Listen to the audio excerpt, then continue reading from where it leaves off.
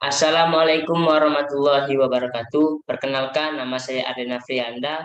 Saya dari kelas 1BD3 Keperawatan dengan NIM PO71 2002 160. Saya akan menjelaskan tentang sistem perkemihan. Sistem perkemihan.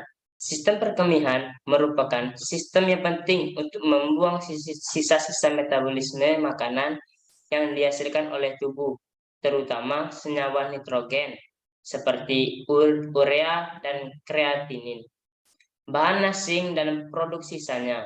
Sampah metabolisme dikeluarkan oleh ginjal dalam bentuk urin, kemudian akan turun melewati ureter menuju kandung kemih ini untuk disimpan sementara dan dikeluarkan melalui uretra. 1. Ginjal. Ginjal adalah organ ekskresi dalam vertebrata yang berbentuk mirip kacang.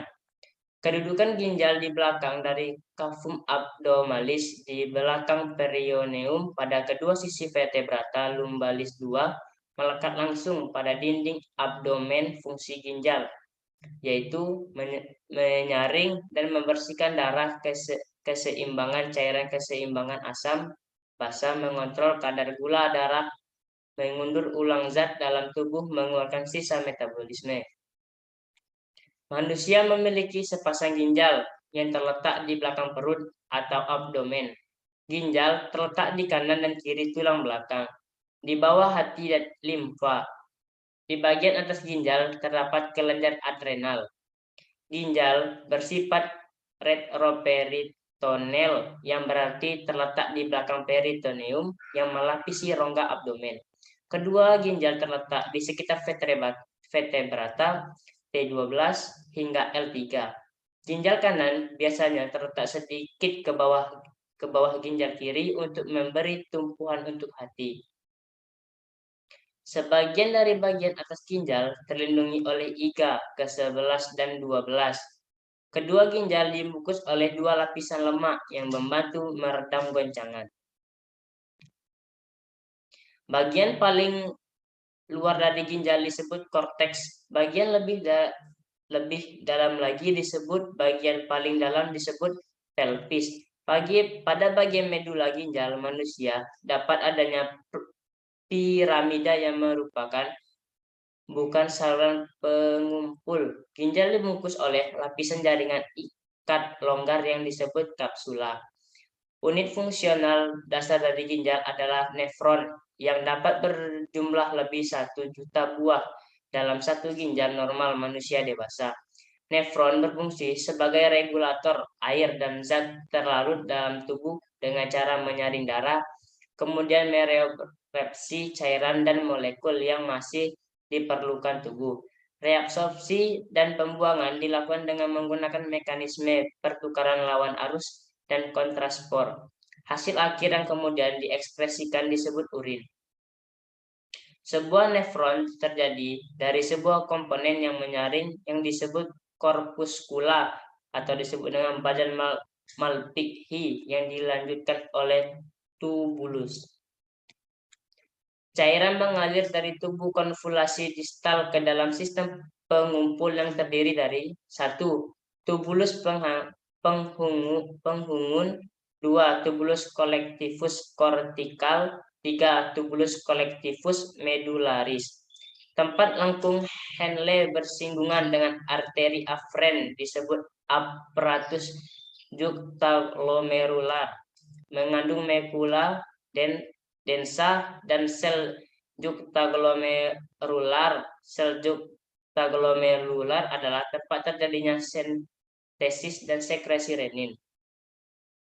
Nefron membersihkan zat dengan cara 1. Seper 5 plasma disaring melalui membran glomerulus dan cairan yang terbentuk masuk ke tubulus ginjal atau filtrasi. 2. Dalam tubulus, zat yang masih bermanfaat akan diabsorpsi kembali seperti air dan elektrolit, dan zat yang tidak diperlukan tidak diabsorpsi dan dikeluarkan bersama urin atau reabsorpsi. 3. Mekanisme lain melalui proses sekresi, yaitu zat yang berasal dari plasma disekresikan melalui epitel tubulus ke dalam lumen tubulus atau sekresi.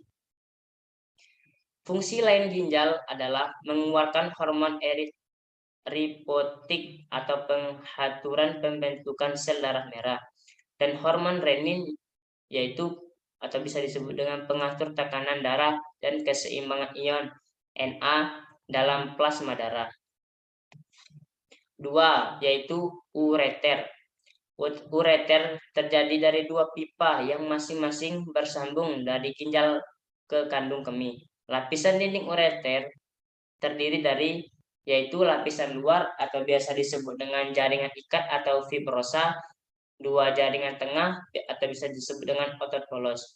Lapisan dinding ureter terjadi gerakan peristaltik tiap 5 menit sekali yang mendorong urin melalui ureter.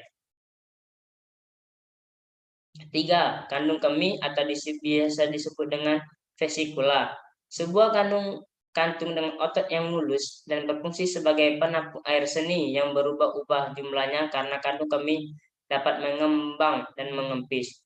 Proses miksi, distensi kandung kemih, refleksi kontraksi dinding kandung kemih, relaksasi sphincter internus, relaksasi sphincter externus, pengosongan kandung kemih. Kontraksi kandung kemih dan relaksasi sphincter dihantarkan melalui serabut saraf simpatis. Persarapan vesikula urinari diatur torakolumbal dan kranilal dari sistem saraf otonom. 4. Uretra. Uretra merupakan saluran sempit yang berpangkal pada kandung kemih, berfungsi mengeluarkan air kemih keluar sebagai saluran pembuangan baik pada sistem kemih atau sekresi dan sistem seksual. Pada pria berfungsi dalam sekresi reproduksi sebagai saluran pengeluaran air mani. Dalam anatomi, uretra adalah saluran yang menghubungkan kandung kemih ke lingkungan luar tubuh. Uretra pada wanita, panjang uretra sekitar 2-4 cm dan terletak di klitoris dan pembukaan vagina. Pria memiliki uretra lebih panjang dari wanita, artinya wanita lebih berisiko terkena infeksi kandung kemih atau sistisis dan infeksi saluran kemih. Uretra pada pria, panjang uretra sekitar 20 cm dan berakhir pada akhir penis. Uretra pada pria dibagi menjadi 4 bagian, dinamakan sesuai dengan letaknya. 1. Praprostastik terletak di sebelum kelenjar prostat. 2. Praprostastik terletak di prostat. Terdapat pembukaan kecil di mana terletak muara vas deferens. 3. Vas membranosa sekitar 1,5 cm dan di lateral terdapat kelenjar bulboreteralis. 4. Praspongiosa atau cavernosa sekitar 15 cm dan melintas di corpus spongiosum penis. Itulah dari PPT dari saya akhiri. Wassalamualaikum warahmatullahi wabarakatuh. Terima kasih.